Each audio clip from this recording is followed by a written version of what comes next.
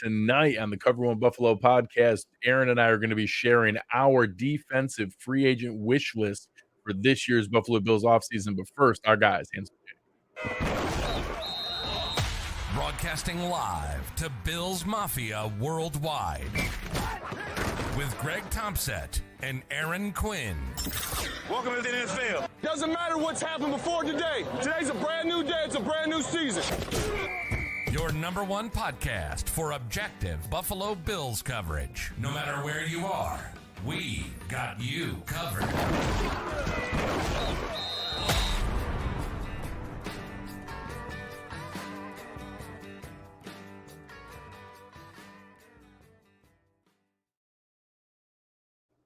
Good evening and welcome to the Cover One Buffalo podcast. You are joining your host Greg Tompsett along with my partner in crime Aaron Quinn. Aaron, I watched from afar because I was down south for the week, but it looked like it was like beautiful weather and then freezing and then beautiful again. I saw you snuck in some golf. How are things going? Yeah, we can't talk about that because I'm pretty sure I was technically trespassing on town property because the golf courses are closed. So I may have been going, but you cannot confirm that. I actually almost texted you. It might have been your backyard. I don't know. It might have been your backyard. Big backyard. I almost texted you because I was randomly up very late the other night, and I saw a bunch of our friends in like Ohio and stuff like that online were like woke up from this tornado warning. And I was gonna be like, dude, you guys cool? But then I remembered you weren't even there anyway, and correct. Our family was suffering through the anxiety of that without you. So honestly, I didn't know that was going on, and I do have like some weather alerts set up that if it had been happening in like right in my town, I would have known, even though I was in Atlanta. But enough people messaged me to be like, hey, are you guys okay? That I was like, what do you mean? I better go check if my family's okay. And I literally like pulled up my Ring doorbell and like no cats were flying by or cows flying by or anything like that. So fortunately it was maybe a half hour from where I am, and there was some pretty serious damage for when it came through. I don't think it was anything that touched down in a super populated area, but there was some nasty stuff in it. Anytime, so the people in Buffalo are listening here, anytime you see temperatures drop like 30 degrees that fast, that means a whole lot of wind moved real fast from one place to another place in order to make that happen. Anytime you have those things happen, tornadoes are going to pop up. That can get kind of sketchy. Yeah, it's weird because today we were in full winter gear again. I think this is the last like winter day here in Buffalo because next week, this Sunday is going to be in the 60s. Monday they're saying it's going to be like in high 60s. Might be. I saw 70. I think I saw 70 in my house. Crazy. I joked. I have my neighborhood group text with the other dads in the neighborhood here, and I joked and asked them like, hey, do you guys want me to take down? I have like the stakes at my property where to let the snowplow know like, hey, don't plow my yard. I was like, do you guys want me to make sure it snows one more time? Because if I take those down, it's for sure going to snow one more time. So hopefully today was the last cold break that we get before. I'm calling it. Winter's over. But tonight, we are going to get into our final two free agency preview shows before we start to react to the actual signings that are happening. Mm-hmm. We've already seen some movement back and forth. There is another restructure that the team just hasn't announced. The NFLPA records show that we've created cap space that just hasn't leaked. And for people who ask, like if it was an extension or something like that, an agent would have leaked that. Anytime there's an actual signing, this is just one of those base salary restructures for a player that doesn't care because they're getting the cash either way. So no agent benefits from leaking that or sharing it. That's why we've only found out about the Connor McGovern. I'd bet a fair amount that it's at Oliver, but it's not official. I haven't seen that reported anywhere.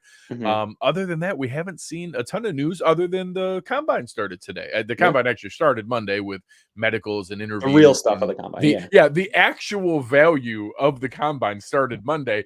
The like complete superficial wasted nonsense that we devour that has no actual value to teams, that started today. And I watched a bunch of huge humans running around in their underwear running fast, and I loved every second of it. It was great. Yeah, I make a lot of fun of the combine and the process of the combine, and that stuff's just for TV and stuff like that. But you tweeted out earlier, and I'm the same way. Like, ultimately, I'm a football NFL degenerate, and I'll watch anything they throw out on the NFL Network that even resembles any bit of football. And it's always just fun to watch ridiculously large human beings do freak athlete things that none of us can even come close to doing. Oh, so anybody who saw, obviously, I think kind of the star of the show today was the defensive tackle from Florida State, Brendan. Is it Fiske? Like I'm not sure how he pronounces Yeah. his last name. I think it's Brendan Fiske, who destroyed the combine. I had actually liked the idea of him because a lot of people compared him to Kyle Williams coming into the draft, and I thought he was gonna be like a fun, try hard day 3 guy. That does not appear to be the case. I'm pretty sure like he like some of the like short shuttle and 3-cone drills that do actually matter for defensive linemen because that's like quickness in small spaces. Right. He had some better times than Aaron Donald, Mhm. who like all time great in some of those things. So he looked fantastic. I know Byron Murphy out of Texas looked fantastic. A lot of guys that we expected to look very athletic, but the Bills are going to be in the market for some defensive linemen here, and that's gonna be part of the draft work we do. And you'll hear some of those names tonight. But I'm going to soak up every second of the combine the rest of this weekend. I'll watch. I can't wait for the receivers when they run. I do think that's a fun one to see their explosiveness. And I think you had a good comment on it that there is some nice part of either getting a surprise in one direction or the other. Sometimes it's like, oh, I did, and I'll bring up a guy. Say there's a guy like a Keon Coleman or someone who's kind of a like on the border prospect that some people are concerned about his movement skills or like how much that translates. If all of a sudden he comes out and runs like a 4.67 40, that's something where people will be like, oh, that does kind of match up with some of the things I saw. Maybe he's not as explosive as we thought, or the opposite. If he comes out and runs a 4.42, people will be like, oh, okay, well, maybe the things I was concerned about aren't as big of a deal. And like, so some of the outliers do help to, if it's confirming what you're seeing on film, if what you're actually studying, you have some questions. You're like, hey, I'd love to see that he is as explosive as what I thought. And it's not just because it's Javon Baker playing against small school guys. And then, Right. like, is it really like that is it just because he's going against not as athletic guys, or is it that he's really as explosive as he looks? It can confirm some of those things. So it's not that there's no value. It's just No. like when people saw that Brendan Fiske run the stuff that he did, they're like, oh, is he in the first round now? I'm like, that NFL teams don't do that. Like, you don't shoot up from a 4th round pick to a 1st round pick. Either you were already and this confirmed it, or you weren't. You don't become one just because of the draft. Yeah. Davis died anyways. Yeah, to me, it's like it's another tool. It's like this argument that we constantly have on Twitter of analytics versus film. It's like they both are in these numbers and these testings versus the film and the prospect of scouting. And it's just a confirmation. It's another tool. And I will say the scouting combine is a little bit better than pro days. We saw in 2020 that pro days are almost irrelevant the way teams kind of mush those numbers in favor of their prospects. So at least you have a standardized way of testing all these guys in the same place and getting the same numbers, laser measured legit testing. Yes, scores. and it's not a bias. There's no team rep doing it. It's not, luckily we're not in the market for quarterbacks, but you're not having their receivers work predetermined routes. Like, everybody's testing in the same type of environment. So there is some of that to it, and there is value in it. But it's what I get frustrated with about these things is there's a lot of lazy scouting out there. And we talk about this a lot, Greg, in that I don't ever talk about being a film guy or watching film, because to do that the right way, you got to spend crazy amount of hours like Eric and Anthony. But a lot of lazy scouts out there want to act like they are doing that, but they're really just watching the combine and they're watching highlights and they're putting their scouting together based on those things alone. And I think they weigh those things too much. Or we were having this argument in the DM group about RAS scores. And it's like, that is another really cool tool. I love RAS. But I think, again, too many people see those things and they increase the stock of players probably a little bit more and weigh those things a little bit higher than NFL scouts do. Like, if a guy is really athletic, that's great. But does that athleticism translate to pads and translate to the game? That's the stuff you see on the field. Yeah. Now, I will say it's helpful for fans. It's a nice sanitized, drilled down one score number. People love that. Why do you think people pay attention to the stupid PFF grades? Because it's a nice, simple one score number that is supposedly capturing everything. So I get why fans like it. I like it. It's a good frame of reference for us. For sure. That's not NFL teams. When it's your career, when it's your job and your occupation, to grade all these players and to have that level of detailed understanding, you don't need a synthesized, drilled down, simple one score number. You want the complex nuance and context and understanding of fit and which particular score. Because the Kent Lee Platt built a fantastic platform like the RAS idea. Maybe give him some ideas on his website. But the tool is awesome. The graphics he makes are awesome. They're great for fans, but they also whitewash that every single thing is equal.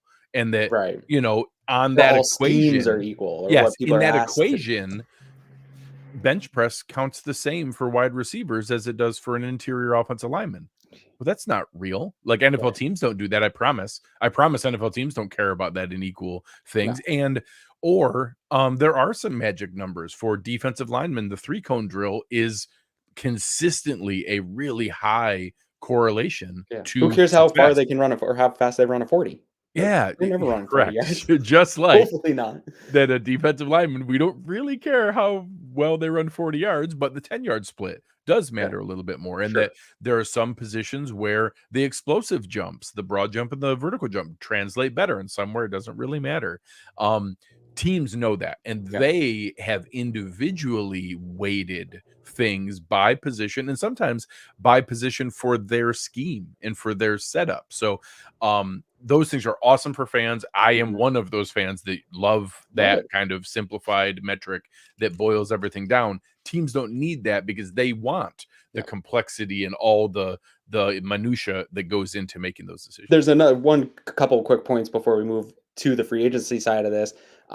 There's that clip of Brandon Beane talking about Gabe Davis. I know Bills fans hate Gabe Davis and whatever, but talking about how he was hoping that he runs a little bit slower at the combine. There's probably some of that going on too, that like maybe their RAS score doesn't show up because they ran a little slower, but the team likes him because they see it on film and they see that he plays quicker than maybe a test would be. And then the other thing is, a lot of these prospects, and this is, I think, a huge problem actually in the offseason training of rookies, is they train for the events that they're going to be tested in because it can increase your draft stock, because if you run a good 40, you can increase it. So you see guys maybe shed some weight that they're not going to play at the weight that they're at the combine at right now. So we see these measurements and we see these things and it's like, cool, but they're specifically training to test positively in these things. When they get in an NFL team, that's all going to change in terms of the weight that they're carrying and what they're asked to do. And so it's a little bit of a muddy area when it comes to the combine, but there still is good information to take away. But the most of the work is that interview process and getting in front of these guys. And it's your real first chance outside of asking questions about players during the season to really sit one-on-one with them and see if it's a real feel for you. Yeah, so a good example of that is someone like Marvin Harrison Jr. He's not running anything because he can tell them, be like, did you guys watch the last 3 years of film of me being the best wide receiver that you've seen since Larry Fitzgerald or Calvin Johnson? But he is there to do the medicals. He is there to do the interviews. He is there to meet the teams, but he's not gonna. Some of these guys are literally stopping training football and just training with experts on how to perfectly place their hand and how to do their head position in the start off to shave an extra 100th of a second off, because for them, they have to, and they're literally taking away from training at their position. And like you said, sometimes even messing with their weight to be able to be a little more explosive or quick in the testing and then put that weight right back on to play. It's just so weird how we've turned it into what it is, but that's a whole different discussion. Tonight's show, go ahead. I was gonna say the fun thing segueing in is another fun aspect of the combine is it's really like the kickoff of legal tampering period. Correct. Even though we don't talk about it, but it really is, right? Yeah. It is. So all of the things we're going to talk about tonight and next week of our wish list and all of the signings that you hear announced in the first day or two of free agency on March 11th and 12th, I will say 60% of them are done in these couple days when they're in Indianapolis. This is the official kickoff of illegal tampering, because they're not supposed to have any of the conversations that they're having there. Besides players currently under contract and looking for an extension, you are allowed to talk about those. But the NFL knows they can't do anything about it. The agents represent rookies that are there. You can't track what they're talking about. The agents represent existing players on those teams that are talking about real extensions. And while they're there, they're like, oh yeah, and how much would you get for Chris Jones? You can't, it's just impossible. And a ton of those deals that are going to be announced in the first couple days of real free agency during allegedly the legal tampering period have already been fully tampered with, thoroughly tampered with during these couple days in Indianapolis. So someday I'm going to go there and I'm just going to like set up shop in some of those restaurants that they go to and just like just total Spygate and just literally just listen in on as much as I can to see who's talking to who. Either way, let's figure out, throw some of our names out there. So tonight is defense. We are going to be going through our defensive wish lists. I did list most of the positions. Some of them I only targeted the tier of player that we're going after. There was no value in me listing that Jalen Johnson is my top cornerback prospect because we're not going to sign a stud splurge cornerback. But in some of the positions, I kind of broke it up with a Goldilocks philosophy. I kind of had like, hey, here's our version of splurging. Like if we really stretch, this guy is theoretically possible. Sure. Here's like a baseline value guy that I think at a minimum, I think we can get one of these. And here's my Goldilocks just right. This one's just right. My actual choice of what my wish list is. And then, so we'll go through each position. I'll let you lead off one, then I'll lead off one. And we'll throw some names out there so you guys listening can get an idea of the kind of player. I will also share a lot, not all my names, but a fair amount of my names also match up with some of the research that's been done with Eric Turner and Anthony Prohaska and Dave Tilton and Chris Seth and a whole bunch of research that we've done on film breakdowns, contract projections, and things available to our One Pass members. So the folks who have signed up for One Pass, you can go in. We have all of these with statistical breakdowns, different analytics, film breakdowns, my contract projection of exactly what I think they'll sign for. So you'll see that link in the show description here. And if you sign up for that, we'll have an awesome opportunity to be able to see a little bit more about these guys as we go into it. Actually, my lists are going to be if you've been looking through it, it's going to be very familiar. And I was thinking about this today of like, I think oftentimes we get accused of at Cover One being an echo chamber. And I hate that because that also should be what we are doing, right? Because we are getting like-minded people together in a group. Like we target people that are like-minded. When we hear another show and they sound like us, it's like, yeah, they'd be a great fit for our network. And so whenever people are like, oh, you guys just all like the same people, and it's like, well, that's because we are all like-minded people and we see the vision for the Bills in the same way. And that's been going on for years. Eric and I have fallen in love with the same prospects year in and year out. And we're just like sitting there and like, yeah, this is the kind of fit we think the Bills like.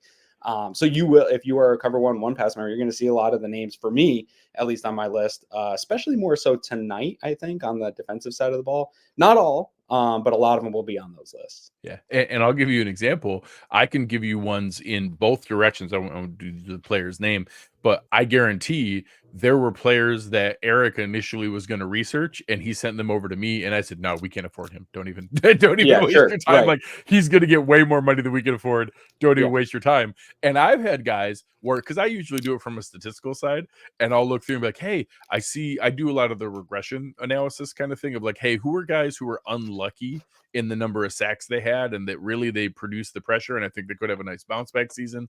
And I'll send some names over to him and he'd be like, oh no, I don't think it's a scheme fit, or no, it's not matching up. I don't think he was unlucky. I actually think he lost a step. And I'll be like, all right, screw it. So I'll scratch those guys off my list. So I know in both directions, like, well, if you want to call that an echo chamber, that's fine, but we're just helping give insight for what we each do and what our specialties and what our you guys sets all are.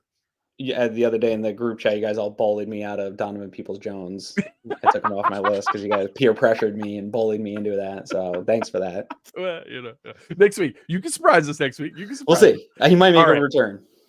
So let's start out here. Let's start out at defensive tackle, and I did do a little split here. I think that we're gonna make an addition at multiple here at spots, and I do think style wise it'll be a 1 tech and a 3 tech. Right now we need probably 3 on the roster. We probably need 2 1 techs and a 3 tech. So depending on how you approach this, what kind of guys did you look at, and what are some names that you considered for your wish list? Well, so this is not going to be a surprise to anybody because this was something we talked about last week when we were talking about what we're going to do with our existing free agents, right? And my dream and everything that we talked about was getting Daquan Jones back. And when we saw the release of the cap numbers, so going into free agency, when talking to Eric and putting together my original wish list of this, and it starts with our own guys, right? And going through that. And I was just like, do you think it's possible they can get him back? Like I know Gabe Davis is probably not coming back, no matter what the cap situation is like. It would take like Jordan Poyer's situation last year where he just Correct. completely gets a way different valuation than what he expects. Yep. And then is like, well, screw it. If I'm going to sign for really cheap, I might as well go back to Buffalo for really cheap. That's the only scenario I see. And I have another one of those in our re-sign here that I think could be the case here as we approach free agency with my lists here. But I think Daquan Jones now, with the increasing cap and some of the moves that the Bills can make, I think it's on the table more than I thought maybe a month ago. And so that's number one for me. My sign here for those that are just watching, run it back. It's going to be a pretty familiar theme for me here throughout the night, especially on the defensive side of the ball. Thought this was a really good defense. They just didn't stay healthy, right? Like this was a top defense in the NFL, just couldn't stay healthy. I think Jones still has juice left. I think he's a perfect fit for what they want out of that position. I would love to just put him right back with Ed Oliver as a starter, maybe draft a guy behind him to fill that role going into the future. But that would be my ideal situation, is to get him back, even at 32 years old. That position ages out real well. He's got that grown man strength. That's going to be great. And we've talked about it also with Linval Joseph, of just getting him back and saying, hey, whatever, show up, get back in November. We don't need you until then, of just being that depth guy. But from outside perspective, Tier Tart would probably be a splash, I guess, although he's not going to break the bank. Maybe he would be, for me. I don't think we could add him and Daquan. No. Instead of Daquan. That's where I'm at, is if Daquan Jones gets maybe a bigger deal that Bean's comfortable with at his age to go play somewhere else, I would be comfortable of maybe overpaying a little bit for a 27-year-old Tier Tart to come in and hopefully fill into a role like that. So I would have him. That's probably would be my next in line. And then my other two would be Raekwon Davis and Sheldon Rankins. And Rankins would probably be the one that I would go after a little bit more, even at 29. Proven he can penetrate. He can do all the things that you're looking to do. He can play multiple positions, which the Bills want to have that rotation, right? And that's the important thing when we're talking about defensive line and bringing guys in, is you're probably not bringing a guy in besides Ed Oliver, who's going to get the majority of the snaps at the 3-tech. Everyone else is going to be on a rotation. So you can afford to go on the older side of free agency here and know that it's going to be on a limited snap count. You need guys that can provide that versatility and take certain guys off the field. So again, starts with Jones, Tart, and then Rankins would probably be my 3 wish list targets here.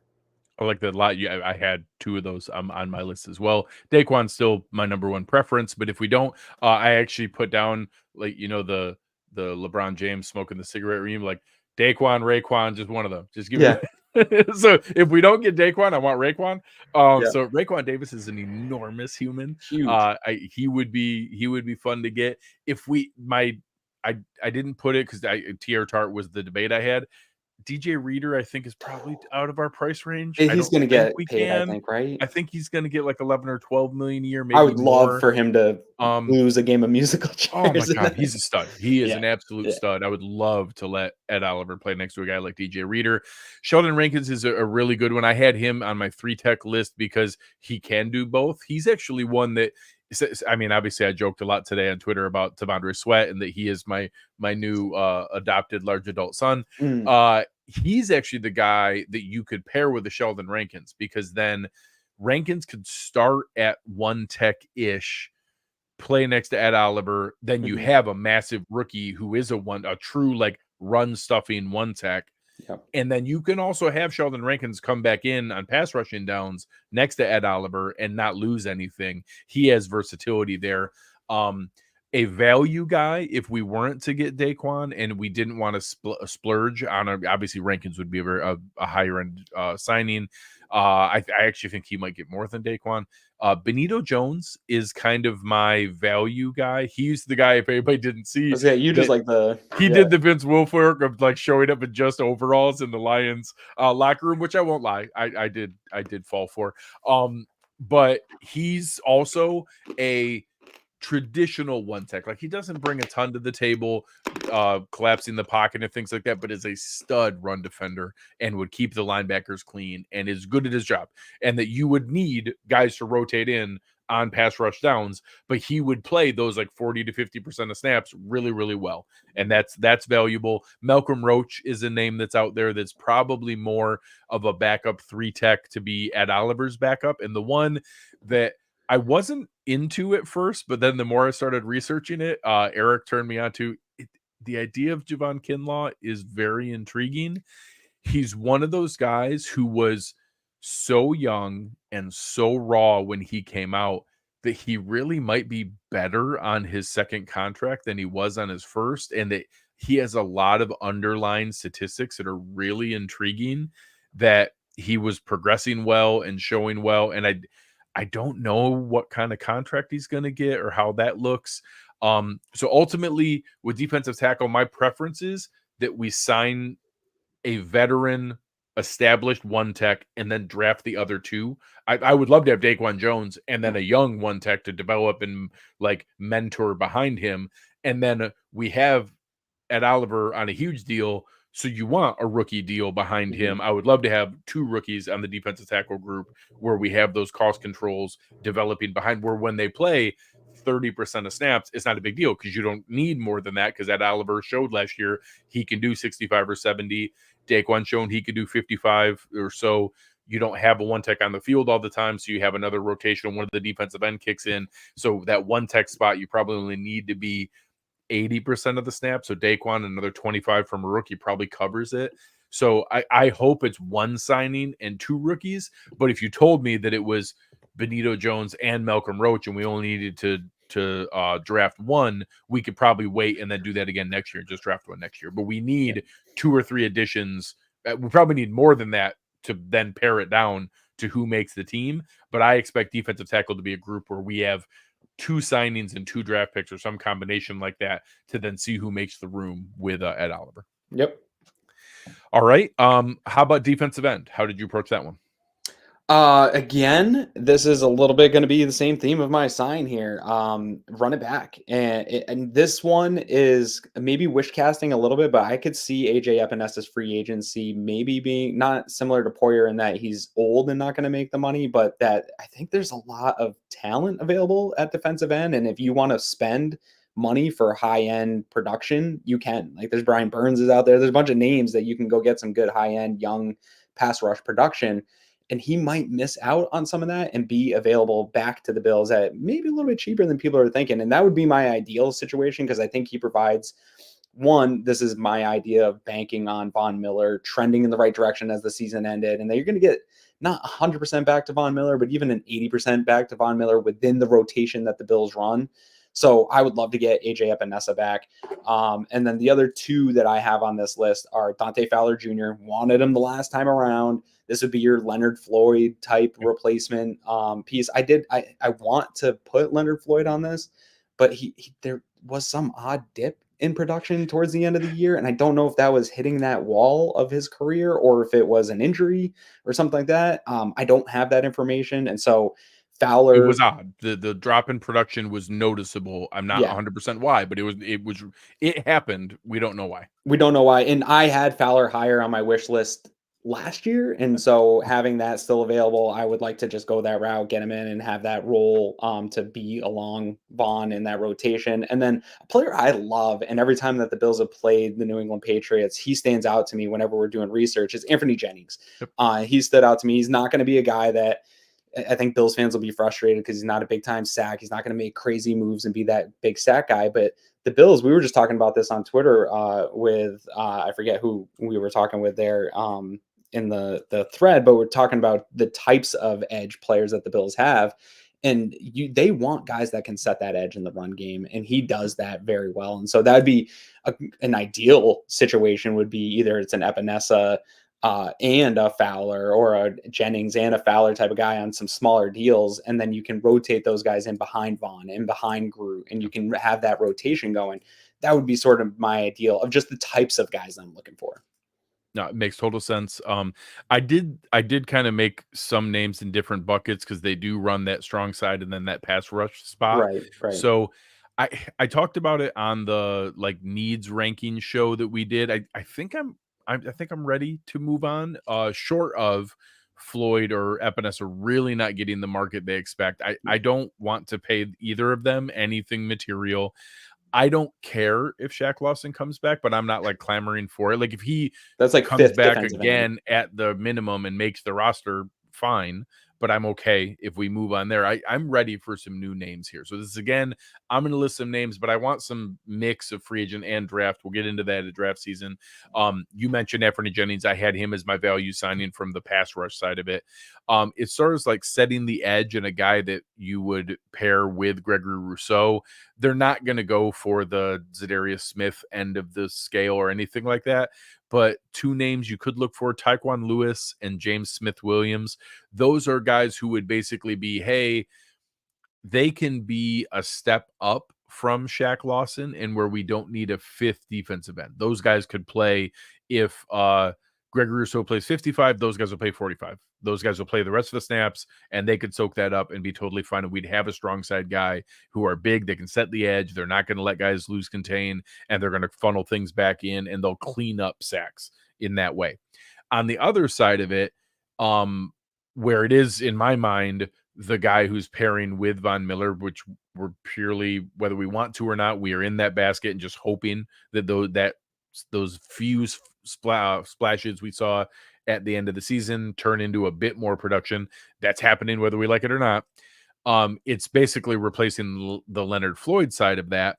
I know our friend Anthony Prohaska loves Jonathan Grenard. I got some bad news. That boy's going to get paid a lot of money. I saw some people that I trust in the like salary cap world project that he might get 20 to 22 million a year.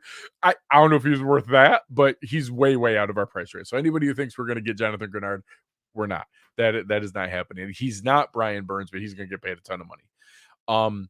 Anthony Jennings was my value guy. My just right is literally the mold of Leonard Floyd, and it's a guy who just got released in Tampa Bay. He would not hurt the comp pick formula.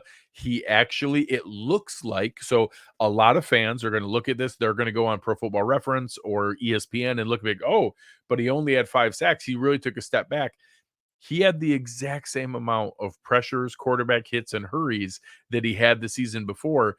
He had more than every defensive end on our team, but on paper, it looked like he had only 5 sacks because the rest of Tampa Bay's pass rush was terrible, and no one helped clean anything up or funneled anything towards him, and that's Shaquille Barrett. Shaq Barrett is a guy who everything that I can see and everything that we've looked at, he's still got some juice in the tank. And I love the idea of him going into free agency off only a 5-sack season, because maybe we do get a bit of a discount. Maybe we do get him, honestly, on the exact same Leonard Floyd deal where it's like 1 year, $7 million, but with some incentives, and he only counts like 2.5 or 3 million against the cap. Give me that guy along with Von Miller, and give me some strong side guys on the other side, and then draft me someone to be in the mix there, or let Kingsley Jonathan compete for a spot. We'll figure out how we get our 9 defensive linemen all together in that combination. Guys like James Smith-Williams and Tyquan Lewis can kick in and pass rush from the inside on third downs. But my just right fit is an exact run back of Leonard Floyd last year, and it would be Shaq Barrett. Yeah, I like that. That's not your first time having him on your wish list either. It's not. And I actually mentioned that earlier when I got talking to people. I said, I'm really bad about, like, once a guy's on my list, I want him again when it comes back up. I almost did Nicholas Morrow again, the linebacker that I wanted back a couple years ago. If people went back and looked, I've got some of these guys have been on my list multiple times. I did put a couple linebackers because I do think we need that third linebacker spot. Yeah. And your sign is spot on, because I said it before in the other show. The perfect third linebacker for the Bills is Terrell Dodson. Like, he's what I want. He's good on special teams. He's good coming downhill against the run. I don't want him on the field when it's pass rush, when it's passing downs, but that's what a third linebacker is. The third linebacker is in on short yardage, 2 fullback and 2 tight end, like heavy sets, goal line. He's great in those sets. I want him there. I don't think we're going to afford him. I think someone's going to pay him to be every down starting linebacker somewhere, but he really would be very, very nice. The cheap version of him would be like a Sean Takitaki from Cleveland, who is also kind of a thick downhill thumper, good against the run. You don't really want him on the field against the pass, but that's not what we're looking for here. He'll play some special team snaps. On the other end of it, which I don't think we'd go to this side of it, but maybe a Jordan Hicks from Minnesota. He's the kind of guy that would be better than an AJ Klein, but would also be an insurance policy in case Dorian Williams or Bale Inspector don't take a step forward this year. So I don't want to spend a lot of money in this spot, but I'm basically fine taking the Terrell Dotson deal last year. Like, hey, we're going to pay someone $2 million. You're going to get more than the minimum. You're going to get to be on a good team. Somebody wants to come get this $2 million.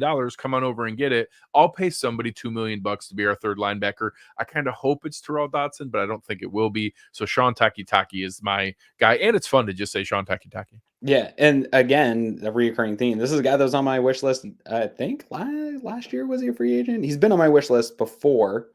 And so he's there again. Takitaki's on my list. This would be the perfect situation. I think he's going to add that value on special teams, like you said, and he isn't super athletic and will get exposed in coverage. But when I watched him for free agency, always around the ball. He's one of these guys that not as good as a Blake Martinez was, but I remember scouting Blake Martinez and like seeing his athletic profile, but then seeing like, yeah, no, he doesn't have the athletic profile to get side to side versus the run, but then he's always there and he's always in position to make the play. And so he's definitely a guy. And then a guy that I loved in the 2018 draft out of Vanderbilt, Oren Burks would be a guy that I would love the Bills to get. I wanted him in 2018.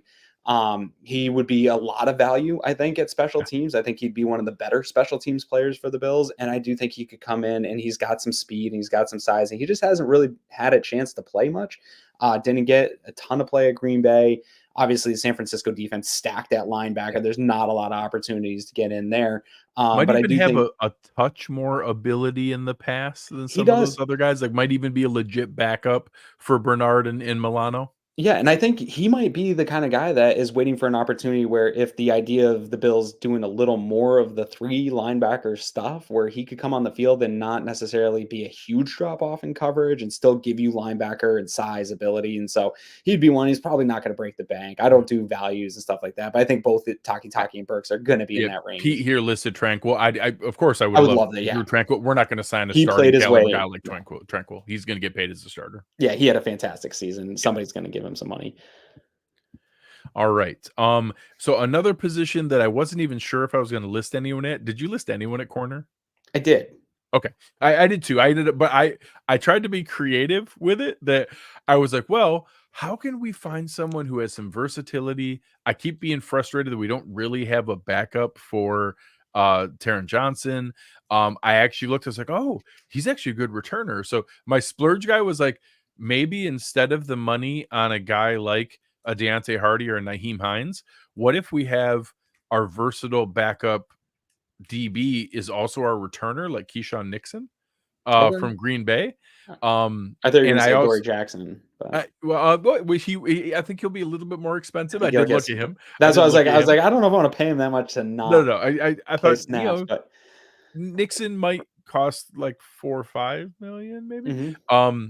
Ronald Darby was a guy that I threw out there, but the guy I ended up landing on was Miles Bryant coming out of the Patriots. Like, if we're going to throw some money, basically the same deal I would expect Dane Jackson to get, but instead of, I think we've kind of determined Dane Jackson's just an outside corner. Bryant can play outside and safety and corner, nickel, has played a lot of special team snaps. So, it would just be probably the same ballpark as paying to Dane Jackson, who I won't be upset if we re-sign, but that has a little more versatility on outside, inside, where he can also play the slot. I really want to have a more established, I want to know who Taron Johnson's backup is, because there were games last year where I'm like, I don't know. If Taron can't play, I don't know. Like, here's the list of 3 people they might try to play at nickel, none of them are anything we want to see. I want to be done with that. I want somebody that we know, no, this is the backup. Just like we know if Christian Benford goes down, yep, here comes Kyrie Elam or Dane Jackson or whatever. We know that it's that person. I want to have that person established now. So that's where I looked with Darby, Nixon, or Bryant. Probably the same money as Dane Jackson, but give me some inside outside versatility. Yeah.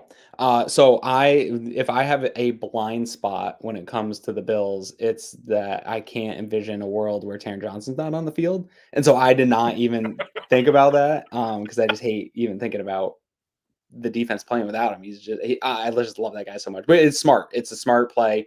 I have ideas for how they can fill that role, but that'll be conversations as we get into the season. The guys I had were more, this is just maybe depth. And it would be like the two I have, and people are going to hate this. And this is so typical of me and adequate cornerbacks. It's Levi Wallace and Dane Jackson, and just having them as depth corners that are on the roster where if I don't think you can have enough depth, and they do fit the system that Sean McDermott runs, and they are good zone corners, and they're reliable, and they can tackle, and they can play the run. And Sean McDermott loves that stuff. And so that's why they made my list. Yeah, I'll pretend to be surprised. Yeah. All right, now the final one, which honestly might be the most fun position For sure. for this offseason, in the combination of one, we need a starting safety. So this is a spot where we probably need a starter. Mm-hmm. Two, safety is weirdly a deflated market in the NFL. Like guys are not, even guys that we thought were going to get paid a lot, like did not get paid at all last year. If anybody remembers, and I'm not saying like just me, like other people way smarter than me, people who run entire websites, Never met one, had Jordan Poyer projected as $10 to $12 million and Taylor Rapp as $6 to $8 million. We got both of them for $7.5 million combined. So now at safety, there's the combination of we need it. We need a starting caliber one. The market's been depressed, and there's a really big list of free agents. Like there's a ton of guys out there. Multiple guys are going to lose this game of musical chairs. I'll let you lead this off because there's a lot of directions this could go. And I think that I'm curious how much overlap we have on our list. I think we'll have some here. I think at least two guys will have similar here. Top of the list, the splash would be Jeremy Chin for me in terms of he's a freak athlete. And this would literally be a little bit like for the RAS scores, literally a 10, the highest athleticism ever displayed at the combine at safety ever. Yeah, it's 26 years old, plenty left in the tank for him to play. And this would be a little bit different than how the Bills have approached the safety position and much more athletic than how they've approached. And I do think he, like you saw what the Ravens did with Kyle Hamilton last year and the type of ways they can move him around.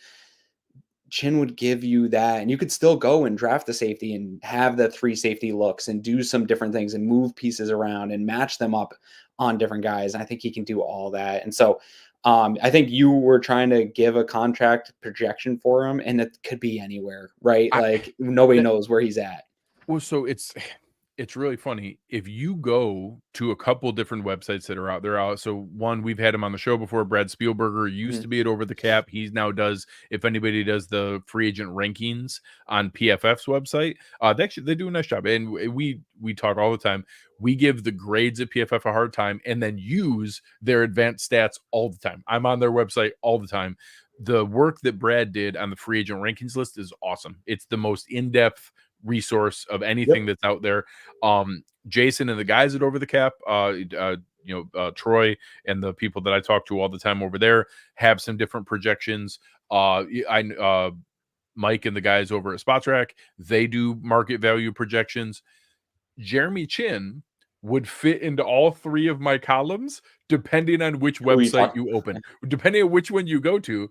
And it makes sense because if you go back to the 2020 and 2021 film, Jeremy Chin was going to reset the market at safety. He was defensive rookie of the year. He was like the greatest new thing we had ever seen. He was all the things that Derwin James was supposed to be, but he stayed on the field and was doing all of them. And he was rangy and athletic, but could come drop the hammer in the box, and he was everything. Yep. He did get a little dinged up in 2022 and tried to play through some of it. Yeah. And then in 2023, Ejiro comes in and decides he's a linebacker.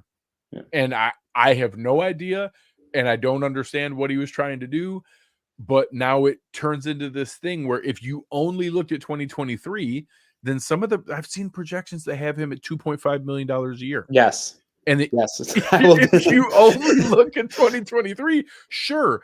I refuse to believe that 31 other front offices forgot his 2020 and 2021 film. I refuse to believe the scouting they did on him as a draft guy. Like, he's not going to get. I listed him as a splurge. Because I still think he's going to get 6, 8, 10 million. Like, sure. I still think he's in that range. I think he's 3 years, 24 million and 8 million a year. I can't fathom that he's not, but so I listed him there. If someone else signs him for $2 or $3 million and it's not us, I will lose my mind. I will lose my mind. Yeah. And I know this is a family friendly show and stuff, but what makes this so hard of a projection is Carolina's like a real shit show. It's so bad. It's a disaster. That like they devalue their own players coming into free agency here. But so he's my splash, maybe out of the realm of possibility. And then I have 3 guys that I think, I think would be realistic for the Bills and could come in and be starters right away. And you could still draft a guy. Probably my favorite is a guy he was on my wish list again when he came out in the draft. I've been talking about him a lot in the DM group. Mike Edwards, 27 years old, ended up becoming the starter in KC on a great Spagnuolo defense, had a lot of good plays. When he was coming out in the draft, I thought he was a perfect fit in the Jordan Poyer, Micah Hyde kind of safety tandem that I think he could do a little bit of both. Good tackler. I really like him. He was screaming Bills fit of defensive back for me in the draft, and that hasn't changed in a few years here in the league. My dad is going to hate this because the Bills keep taking really good Packers players, but Darnell Savage would be another guy that I would love to get our hands on. He's my number one. That's your number one. Yeah. He'd be a great fit, I think, for the Bills and what they're looking for. Rangy, athletic. Yeah, no, the super athlete actually, and 26 years old. You still got plenty of time. Get him in, be your starter, and that probably pushes off needing to really draft someone high, and you could get more of a project linebacker hybrid type safety like they had in Rap. And then a guy I got to give a shout out to Dave Tilton. He's been kind of on the side getting me a little bit excited about Alani Gilman. I think that he would be another one that could be a nice value at that position that could come in and be a starter. I think he's ready to be a full-time starter. And I think that would probably be a pretty low value deal to get. I had him listed as my value guy because of Dave.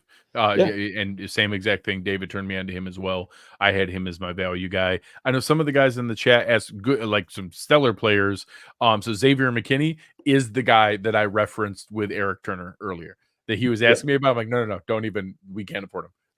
He's going to get like 3 years, 45 million. He might get 50 million. I think he's going to get 15 plus a year. It'll be between him and, so the other name I've seen in the chat is him and Kyle Duggar. Those guys are going to get top of the market. They might not beat Derwin James and Micah Fitzpatrick money, but they're going to be in the ballpark. Mayo's going to get Duggar back, right? Like, I would assume so. Yeah. They have enough cap space. It would be, I take that back. I hope they don't. I hope they mess up and let somebody else sign Kyle Duggar, but they shouldn't. They should pay him. He should get $15 to $18 million a year. He's a great player. I think that Xavier McKinney is going to be right there with him. I think those two get the 2 biggest deals. We cannot afford that. Some of there are guys thrown around in the chat. Brandon Jones is absolutely in that Alohi Gilman range of probably more. So Gilman's younger and would be more an investment to see if we could turn him into a starter. Brandon Jones would be more of a stopgap of, hey, we'll get him and the draft pick, but Jones probably starts. In doing it that way. And TP here mentioned Geno Stone. He was also one of the guys that I was researching to go through there, but my choice was Darnell Savage, and that's because obviously we love Micah Hyde and Jordan Poyer. They've been the greatest safety tandem in franchise history. They held on longer than anybody else thought. Taylor Rapp had a lot of positive elements, but it became very apparent later in the season we lost the athleticism and range that we needed. We just did not have the reaction or recovery speed that we used to had. Micah had it in spurts here and there, but still wasn't exactly the same guy that he had been in years past. He probably didn't have that, the famous Mac Jones interception in the perfect playoff game. I don't know if he had that in his bag anymore. I'm not sure if that was still there. That's my number one trait. My number one trait is I need range and speed and athleticism to cover more of that center field. So looking at guys like Darnell Savage, I want that speed. Looking at guys like Alohi Gilman, I want that speed and that range. And that even though Jeremy Chin looks like the guy who drops the hammer in the box, he's also a crazy athlete and super rangy and athletic. And any of those guys, I am in the exact same spot. You've heard it from me in the other places. I want a signing and a draft pick at defensive end. I want a signing and a draft pick at defensive tackle. I want a signing and a draft pick at safety. I'm ready to go there. I know fans got all upset about DeMar Hamlin having the nerve of growing up in Pittsburgh, going to Pitt, being at an event in Pittsburgh, and having a Pittsburgh, journalist ask him, would it be a dream to get to play in Pittsburgh someday? And he had the audacity of saying, yeah, that'd be great if I could end my career somewhere in my hometown where the place I grew up playing for them. Well, of course he said yes. Like, that's the silly thing. Also, I'm fine if it starts this year. We move on from that and he's ready to go do that. I'm ready for a new investment there. I want to see range and speed and athleticism. I think we found out last year finding the Taylor Rapp guys, and even like that's what DeMar Hamlin looked like he was trending towards, was having a lot of versatility in the box and being okay out in space. We can find those guys. Those guys are easy to find. The speed and athleticism and range is the more rare skill and trait. I want some investment there. I want to bring in a guy. I hope we sign a speedy athletic safety and draft a speedy athletic safety, because I think we can find the other guy. I thought you were going to just answer Christian Benford. So that took way longer than I anticipated. No, so I went through this before in that, even though it was a blessing that the salary cap was higher than what we expected, that was a genuine good thing. In that we can make the moves to create some space. There's a chance that one or two of these spots where we think they're going to add a starter at one tech and a starter at defensive end and a starter at safety and a starter at wide receiver and like all these different spots, there's a chance one of them they have to get creative. And I was just trying to make the point that you can make a case that we have 5 starting defensive backs right now already. And that if you have Rasul Douglas and the other outside corner, just a combination of Trey White and Kyer Elam and Taron Johnson and Jordan Poyer, you could move Christian Benford to safety and just start your best 5 DBs. And that, yes, just like we're having to put some eggs in the basket of Von Miller having to play. Yeah, we need Trey White, who is our highest paid corner, and Kyer Elam, our former first round pick, and now has a new fresh start with a new defensive backs coach.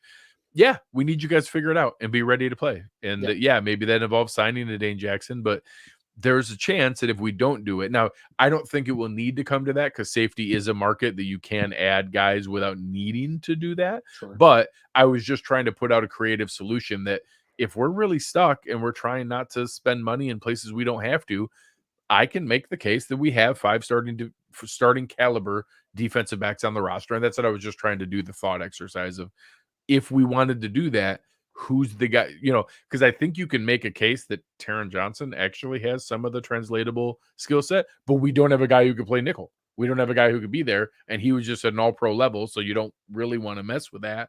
Same thing. People can make the case that Rasul Douglas has the skill set to move to safety and actually played some safety previously in his career, but I don't really want to move him either. Right. So I don't know. It just was, I was trying to figure out, we have more guys at some spots than we do at others. He's not crazy, right? Because that's where I was talking about what my answer to Taron the backup for Taryn, is I would love to see Christian Benford be the Cam Lewis role, but better, Mm. right? Like an improvement on that role of utility defensive back. We know he can play the boundary. We assume he can play safety. I think his skill set and the way he defends the run could translate to the nickel position. So I would love to see, assuming that maybe we get a Trey White back healthy and Christian Benford doesn't have to be your other starting boundary, that he would be that utility piece that could move around into that stuff and come and be that third safety and dime look type of things. I think that's a super valuable position there. So, but we said we weren't going to talk for an hour, and look at us. We can't do it. Every time. You can't stop us. You can't stop us no matter what. But yeah, so I do think that we're going to see some action. I think we're going to see some combinations of moves and pieces here. So I think it's going to be interesting. I do think that we're going to see, if you're going to place a bet on, hey, which two positions are the most likely spots that we would sign a starter off of free agency, I would put my chip on one tech defensive tackle and safety. Those are the two that I do think it's possible that we sign a higher end receiver or pass rusher, but those are also way more expensive pieces. So those make more sense to me, that you go out and get a rotational type guy and then pair them with a premium draft pick and a guy who can come in and play right away. But it's we're going to see how that all plays out here in the next couple of weeks. And I have a spoiler alert that I think their idea of a starter at wide receiver is going to be a value free agent guy. People want to hear it, but brace yourselves next week. I'll give you a sneak preview.